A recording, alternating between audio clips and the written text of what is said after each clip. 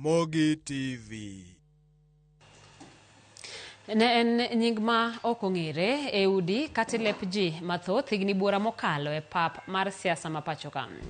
Kata bed ni nosebedo jagoro maduong' mar ODM kuom thuolo mar higni 8, sulwe mare nochako rieny tok yiero mar higa mar 2022. Sulwe nomedore ka ODM othiche oko ka jagoro margi, okang' mane ji paro ni dhi ng'ado buombene. Kata kamano, chal ni mae obedo gweth ne Sifuna, ma kanyakla kod josiasa mamoko oloso riwruok mar Linda Mwananchi, kendo osebede kirwake rombe mosebedo kodhiye e kinde e konde ma pacho ka.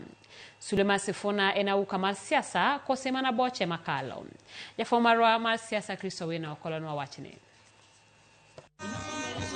Kata odoko ni jodongo ne ogoyo ngero ni thuon ok pak e gwengi, Edwin Watenya Sifuna ne oyudo rwaka mar kingi e kinde romo mar Linda Mwananchi e Imbo mar Kenya e giko juma mokalo.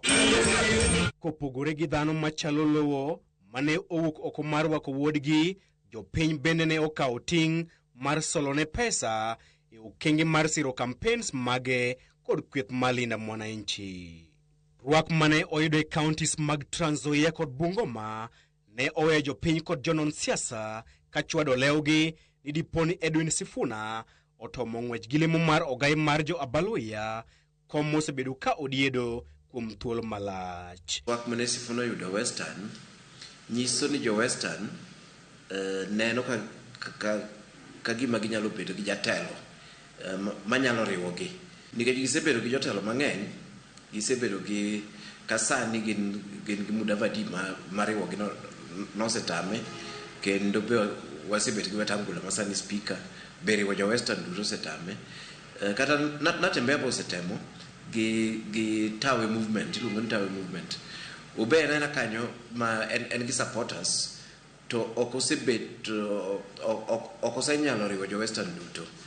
Omiyo aparo ni ng'eny jo Western neno ni samoro Sifuna ni manyalo bet kiongozi manyalo riwo gi duto te. Kalore gi kwan mag duol mochung'ne yiero pacho kae IBC, gwenge mag Imbo mar Kenya nigi jogo ombulu 2,932,323, gino mamiyo gi duol maduong' e yiero mar tend piny. Kata kamano, midhiero maduong' moseduoko piny oteku margi e siasa ma pacho kae kuom yiero 4 mokalo en pogruok e kindgi. Jonon siasa wacho ni Edwin Sifuna nyalo bedo jal ma oganda jo Abaluya osebedo karito gi liyo mariwogi e weche mag siasa nyaka ne jalup jatend piny machon Michael Kijana Wamalwa to e higa mar 2003. Yudo ni Wetangula political base mare en Bungoma. Ose represent Bungoma in terms of parliament. Osebedo senator mar county ma Bungoma. Koro politics mare en mana regional, en mana Bungoma kanyo. Kirango be Mudavadi osebedo CS but no yere MP mana korgi kono Vihiga. Koro tek ineno politics mare is just based in Vihiga. Koro okinyal yudo Kakamega ng'ama keto base ne Kakamega ni dwa riwo jomoko gite. Okinyal yudo ni ng'ama keto base mare en Vihiga ni dwa riwo jogite.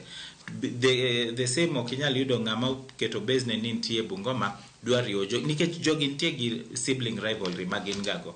Neno ni Sifuna hape ber sani ni en nochung Nairobi kae, en senator mar Nairobi. Politics mare has been national nikech osebedo leader mar ODM. Party ma okinyal wacho ni ibenen local. Koto sani iyudo kaka pinyo menye maber, hape ber kabisa nikech sani bang' to baba osebedo e limelight kabisa.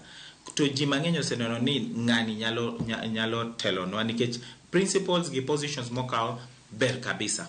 To the moment ng'ani yudo support all round Western iyudo ni bro bedo mayot mondo Western o supporte. Aparo ni bende ging'i mbele, ging'iyo ni to jatelo mane manyalo wuok e piny gi kono manyalo kawo piny, nikech gini ok en ni ji luwi ni iriwo ji tero kure.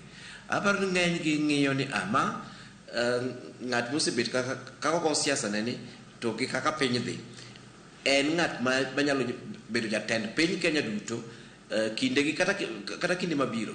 Ting'eni mano gimos ok osebetie piny Luya kuom ndalo mang'eny. Chenro mare Uganda jo Abaluya mondo wuoth e twech achiel en ting' ma osetem kod jotelo mathoth kaka spika mar od bura Moses Wetangula, ogai mar buchen Migepe Musalia Mudavadi kod jagoro mar Kotu Francis Atwoli. En ligangla mane ma Edwin Sifuna omanrego ma osetamo Musalia Mudavadi, Francis Atwoli kaachiel kod Moses Wetangula. Joma koro riwoga oganda ok gichakga ni siasa gi gitimo mana thurgi kucha. Emineno Raila Odinga notime Nairobi kae. Kirango Mwai Kibaki ok odhi ati nochako gi Othaya, nochako mana Nairobi kae. Kirango ng'ama chalo kaka Sifuna be nini mare mana Nairobi kae.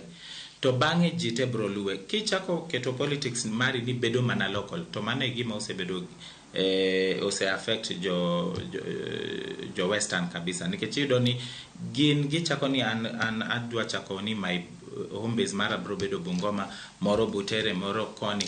Then yudo ni koro kisechako kamano tek mondo jomoko gibe o supporti. But kichako mana kucha jogi te bro supporti nikech no kichako kete local. Kech pogruok chakre gi man. To kirango kata ndalo mar kijana wa Malo, Masinde Muliro, Martin Shikuku te, and the moment magikete local makoro kelo pogruok. Bodweche adek mokalo nyaka ne chenro mar gole oko ka jagoro mar ODM chakre, Edwin Sifuna kod kweth mar Linda Mwananchi oseluoro counties 16 kendo yudo rwak kaachiel kod sir maduong' kowuok kuom jopiny. Okang' ma kamano osemiyo moko kuom josiasa dhire mondo lar ten piny e yiero maduong' mabiro. Mbi mar Sifuna en auka mar siasa kose en mana boche makalo. Loch ok inyal kawo. Kenya ka onge grup achiel manyalo kawo loch. Nikech mana kaka obet jo Kenya. Onyalo na kawo piny kapo na oriwre, kapo ni giriwre gi parties moko mopogore opogore. Ing'eni gigi samoro be ji ng'i mbele kata kotamo gi e kindegi to gin grup manyaka wang'e sana kata 2032 ginyalo kawo piny e yo mayot. Kwan mantie ka jogi oriwre to ginyalo bedo a very formidable force. In fact, ka giriwre to kane gima nyalo tamogi kawo telo. Riwruok no en ok ni ati en mana riwruok, en lineup mane mibro miyo jopiny. Gecho nyalo riwru to iketo ng'ato kanyo kaka Rigathi Gachagua to jopiny neno ni onge pogruok. Beta kata wago kura ne jo serikal. Chris Owino, Ramogi TV, Nairobi. Familia bich koro dong' maonge kar jot e gwenge mabar mayoyo e ng'ia mayudore Alego Usonga bang' jonjore mapoko yangi monjo mieregi kendo wang'o utegi otieno ma piny orugodo kawuono. Naka ripota marwa Millicent Adhiambo leronwa jodak yango ni masira makamano otudore kod wach rochruok arita ma osemedore mokalo